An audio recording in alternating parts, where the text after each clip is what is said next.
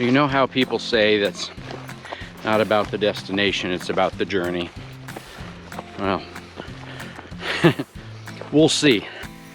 Let's take a moment to flash back to the beginning of the trail. What do you think, Michelle? This is rough. This is harder than the Highline Trail. But I'm telling you, we didn't film on the way down. There must have been 200 people. Of course, I'm gonna do it. I mean, it sounds like a fun, adventure. In my opinion, not worth the 15 miles of horrible washboarded and bumpy dirt road to get out here. So welcome to Pole Bridge, Montana. We are at the Mercantile. We were here back in 22 with our friends Craig and Victoria. Michelle is over here looking for stickers that we recognize. Obviously there is a lot. Hopefully she found some. Did you find any, Michelle?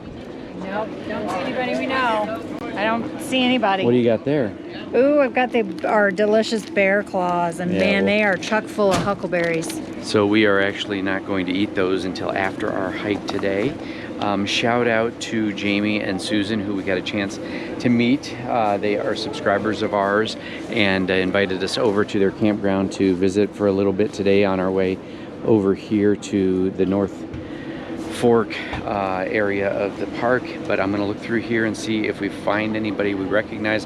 I know some of you guys have put your stickers on here, and I'll just do a quick glance.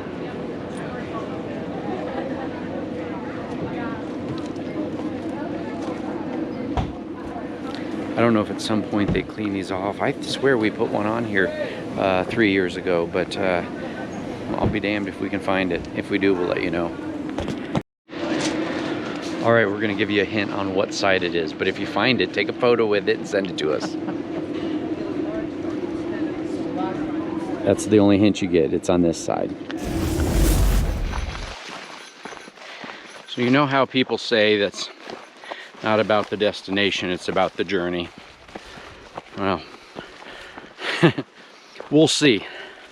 So we decided to head up to the North Fork portion of the national park today after stopping in Pole Bridge. And we had a permit to get us in at 1 o'clock. We got there about 1:30. Anywhere, you can get in anywhere between 1 p.m. and 3 p.m. We got there at 1:30. And we told him we wanted to hike the Kintla trails, K-I-N-T-L-A. And so he said, oh, all right, well, this is how you get there, because I forgot to download the maps for the driving portion to the trailhead. I've got the map of the actual trail. And he says, well, it's about a 15-mile drive and it's slow. He wasn't kidding, folks. It was 5, 10, 15 miles an hour, huge potholes, washboarded like crazy, and 1-lane road all the way out into the northernmost part of the national park, basically. And to our surprise, there's actually a campground out here, and we pull up and there's like no parking at the campground for the trailhead, so we had to walk, or we had to drive back about a third of a mile to a parking area that said Boulder Pass, but that's not the trail we're hiking.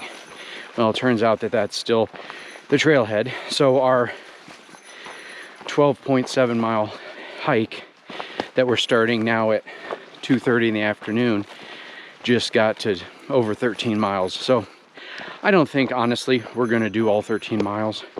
There's not a ton of elevation from what I understand, but we're just hiking the section to get down to the actual trailhead now from our parking lot. But that road in was horrible. Well, I would encourage everybody to get out and hike. I don't know that this one's worth it, to be honest. We haven't even hiked it yet. The lake is beautiful. We saw it as we drove through the campground. But it's already, I mean, we were covered in bug spray. So there's a ton of mosquitoes everywhere. They're flying around the camera. We knew it was going to be buggy. They said there was going to be bugs and bears. So we've got the bugs. Let's hope we don't have the bears. But Michelle, what do you think about the drive-in? It was long and bumpy. Hoping this trail's worth it. Yeah, it was long and bumpy. You know, the other thing we have to take into consideration is that with a trail this length, we have an hour drive out just to get back to the ranger station. And then from there, it's about an hour to our campsite. So we're gonna have about a 2-hour drive home today. And we're gonna try not to do that in the dark. There's too many wildlife issues out here. And the road is obviously, as we've said, horrible. But we're looking forward to this hike, and we're gonna share it with you guys. And you know, maybe we'll change our mind by the time we're done. Maybe we'll say, oh my gosh, this is the best hike ever. But the drive in is probably the worst drive ever. Oh, and this is the trail, by the way. This looks promising since you can't even see anything, and nor the trail. Oh boy. All right, we're gonna quit pissing and moaning about the drive because it's already worth it.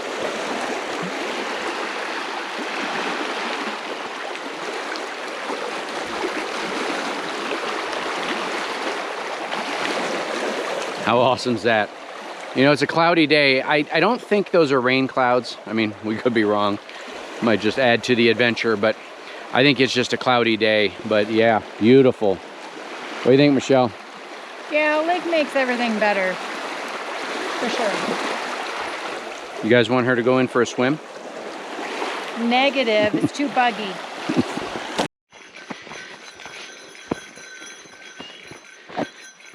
All right, so we're about maybe a total of a mile in from the trailhead, and it's starting to drizzle rain. So I'm gonna put the GoPro in my backpack to give it some protection because it's in a media mod, which makes it not waterproof. And then I can use my phone to film anything exciting that goes on in the next little bit till it stops raining. Let's take a moment to flash back to the beginning of the trail. Yeah. You know, it's a cloudy day. I don't think those are rain clouds. I mean, we could be wrong. Might just add to the adventure, but And it's where rain. Weatherman Shore pointed out, those don't look like rain clouds. They were. Yeah, so we got a little bit of coverage right here. I noticed the ground was dry, so that's where we're standing temporarily. But the drops are getting bigger, and we did hear some thunder, but there's not a whole lot we can do. We're gonna just try to take shelter as best we can. We'll probably get a little bit further in where there's a little, oh sorry, I brought that too close. Bring it a little bit further in where we can get a little more shelter from the rain, but yeah. It's always an adventure, folks, with wandering shores. We're back to the car. We are about, what? We did 5 miles. 5.5. 5.5. 5.5 miles. We took a different route through the campground back to the truck. I think that was the highest elevation gain we had to walk, was from the campground back up to the truck. But I tell you, the mosquitoes are the worst by the trucks, or by the parking lot. I don't know what's going on. But yeah, so I like the trail. It's, in my opinion, not worth the 15 miles of horrible washboarded and bumpy dirt road to get out here, though it's busy. Like, I mean, the trail wasn't so busy, but the campground's completely full. And here at the trailhead, there's probably about 20 parking spots, and there's about 15 of them filled up. So Yeah, I would not make another trek out here. Yeah. So it was one and done. We live and we learn. Yeah. So, you know, we got our steps in though. So that's always good. And now we're going to enjoy our bear claws, or maybe we'll just eat one of them. We'll share one. And then save one for tomorrow or something. That sounds good. But we got another trail coming up tomorrow, and we've seen it before. Good morning.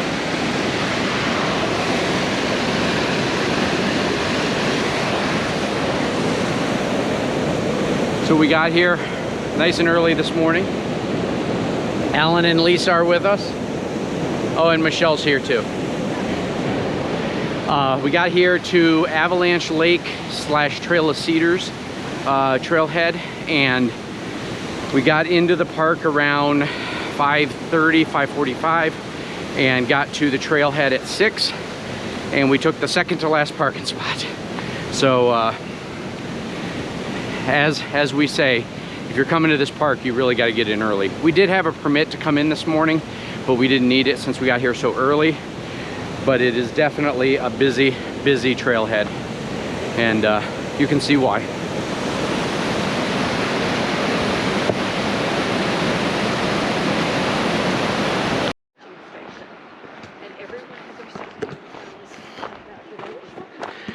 All right, we're making some good progress.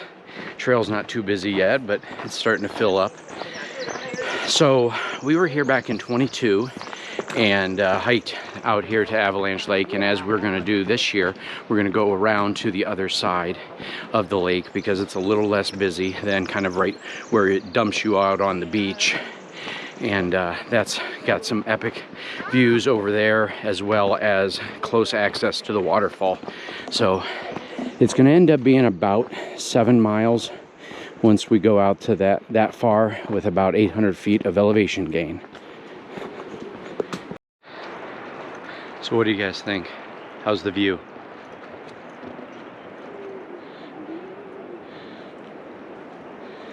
As you can see, there's far fewer people out here.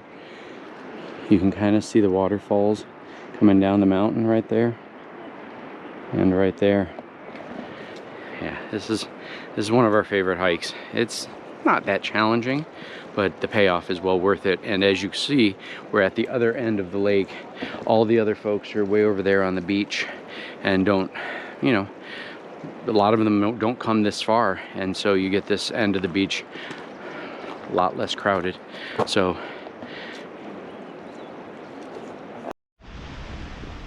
just got finished with Avalanche Lake. We are now doing the Trail of Cedars. As you can see, this one, I believe, if I remember correctly, it is pretty much a boardwalk through the entire 1 mile loop.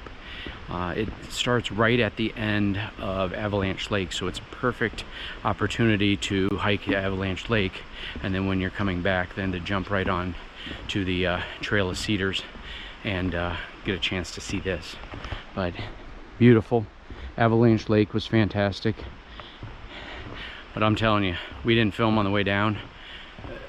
There must have been 200 people. There was a cluster that we were in this real wooded area where we had to let everyone walk past, and there must have been a group of, I don't know if they were all in the same group, but they're all clustered together.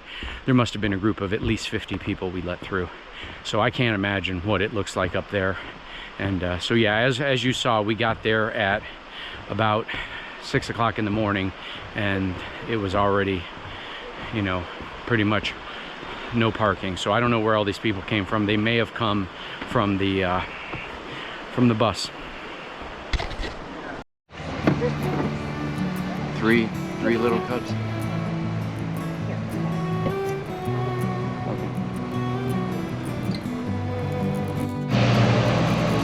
We headed into West Glacier after our day in the park.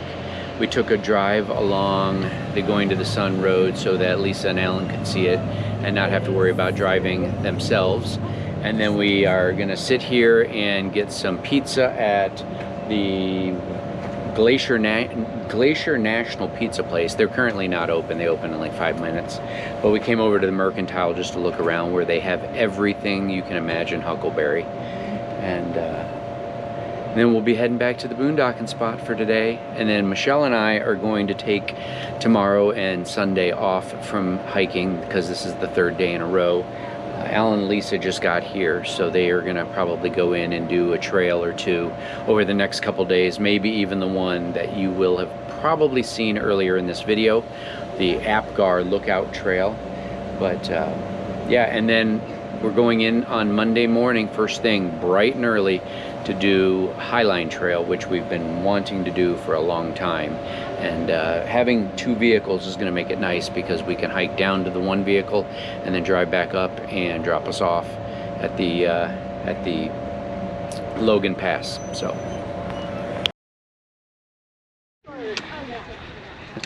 good morning. It was wheels up at 4:45 a.m. We had to get up here to Logan Pass early, so it worked out just right. Michelle and I drove our vehicle, our truck, and dropped it off at the Loop trailhead down the mountain, and then we jumped in with Alan, Lisa, Jerry, and Mina into their truck and came up to Logan Pass to get on the ever so popular Highline Trail. And it is now like 6:15 or so, and the parking lot is absolutely full. Oh, sorry, we're getting a picture here. Sorry, I had to take this photo. I'll insert here. So yeah, we're doing the Highline Trail. This has been on our bucket list for quite a long time. You can hike it all the way to the end and come back. It would end up being about 25 or 26 miles with like almost 3,000 feet of elevation gain. We are opting to hike it one direction. We'll get our car down there and drive everybody back up here. But so it's going to be about 12.5 miles today with about 1,500 feet of elevation. This is an extremely busy trail, hence the fact that the parking lot is already filled at 6 a.m. And this is also one of those trails that for Lisa and I will be a little anxiety provoking, because you're walking right on the edge of the cliff in some areas with a chain to hang on to, kind of like Angel's Landing and Picacho Peak Trail that we did in Arizona. But here we go, folks.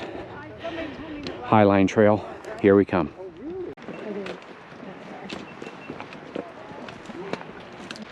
So as you saw, we had a little roadblock there with the rams, or mountain goats, or sheep, whatever they're officially called. And that was probably a little 5-minute hiatus. Just gave enough time for everybody to cluster up into one big large group of like 200 people. But yeah, this trail is really pretty. As you can see, the sun is starting to come up over there on that side, shining off the mountains. We've kind of separated a little bit from the larger group. That's kind of part of the challenge with a busy trail like this, is trying to hike at your own speed, but also not impeding everybody else. But looks like we're getting ready to cross a big water crossing or two, so that should be fun. And I'm not talking about this one. There's one coming up.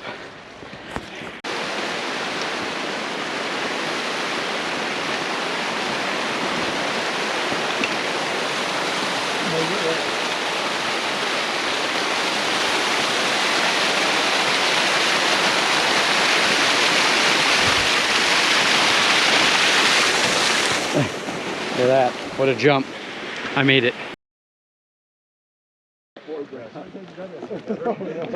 We got to our first little break area here, and this is where everybody kind of stops to take a break and get some drinks and food. And we got that beautiful view to check out. And we're still climbing, but who can complain?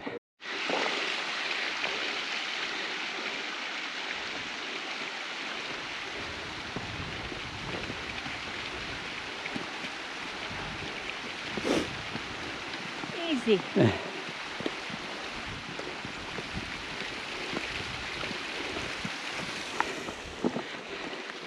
The crew's all together. So we are about 3.5 miles in probably, and getting close to the top of the highest elevation that we're going to hike according to my watch. You can see the green is what we've done, the blue is what we've got to do. And obviously I do know that we're going to hike down to our car, so that's that big elevation loss once we get up to the top of this area. But beautiful trail. It's definitely thinning out now that you get a little bit further onto the trail. A lot of people don't walk the whole thing. They walk out a certain distance and then turn around and go back. But we're starting to separate from the masses, and this is our view.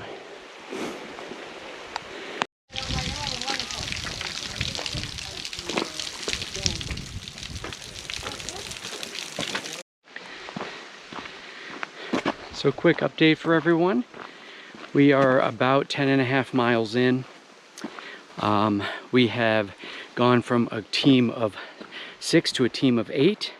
We met some folks from New Hampshire up at where we took a lunch break. And so they're hiking with us, and we're actually going to help them get back up to their vehicle at the top of the mountain. And they're gonna ride up with myself and Alan and Lisa as we go up to the top of the mountain because their car is up there too. So it worked out well. And then Michelle and Mina and Jerry will just wait down at the trailhead where we're coming out at, and then I'll come back down and pick them up and we'll head into town or back home, I guess. But yeah, so super excited to be hanging out with Daryl and Dean from New Hampshire. And we just struck up a conversation at lunch, and they ended up catching up to us, and I knew that they needed a ride, so we kind of talked about that briefly. They tried to bribe me with cookies, but that was after I had already volunteered to give them a ride back up. We just figured we could just have them ride in the back of the truck since we got the camper shell. But like Michelle said, well, I'll just stay down here with Jerry and Mina, and then I can take the 4 of them up there, and we got plenty of room in the truck for that. So, but yeah, we got about 1.5 miles left. We're at 10.6 now. It's been pretty much downhill most of the way here the second half.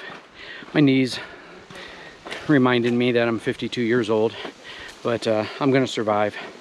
But it is beautiful. It's much warmer down on this side because we're in the middle, or right in the sun most of the hike. But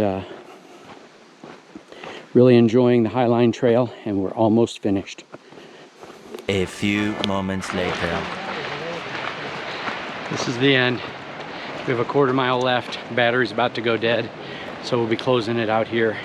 This was a very good hike, very long, but we really enjoyed it. Here's Michelle for the first time on camera today. Talk fast because the battery's going dead. Yes, shout out to my friend Carrie. She told me about this hike. They did it like 2 years ago. She absolutely loved it, and I would have to say we agree with that. It's been amazing. But hard. It's been hard. This is 12 miles and about, I think we're at 1,800 feet of elevation gain. So, and most of this second half has been downhill. So here we go, folks. So I wanted to share a little story with you. Shout out, Mark, if you happen to be watching this now. Our friends Rose and Carlos just showed up at the campground here, or at the campsite. And Mark, this guy came walking up and he was carrying a paddle. And he said, hey, you know, is anybody able to give me a ride up the street about 5 miles? We just rafted down, and of course I'm gonna do it. I mean, it sounds like a fun adventure.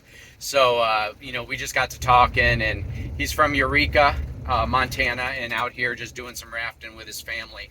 And turns out he has a Cybertruck with a camper shell on it. It's pretty cool. Badass Tents makes a specific one for the Cybertruck, so it was pretty cool dropping him off at his rig there. And he's got to go down and pick up the rest of his family because they had parked up there and then rafted down about 3 hours or so worth of rafting to get down to where they took out at Glacier Run. So shout out to Mark if you guys are happen to be watching now. We appreciate it, and it was great to meet you. Afternoon, everyone. So our time is winding down here at Glacier, and I ran up here to the natural spring right there, and I'm filling up our water bladder back here in the back of the truck. You can see I got my 30-gallon water bladder, and another useful use of the power station. So I brought the submersible sump pump with me, and I've got that here in the 5-gallon bucket. Let me turn you around and show you. And then I'm filtering the water as it comes out, and then pumping it into the back of the bed of the truck. So somebody else just pulled up. I better get off here. Our very last hike here in the Glacier area. It's harder than the Highline Trail. So guess who won? So we're ending our time here in Montana, and I've been thinking about some special moments that we've had while we were here.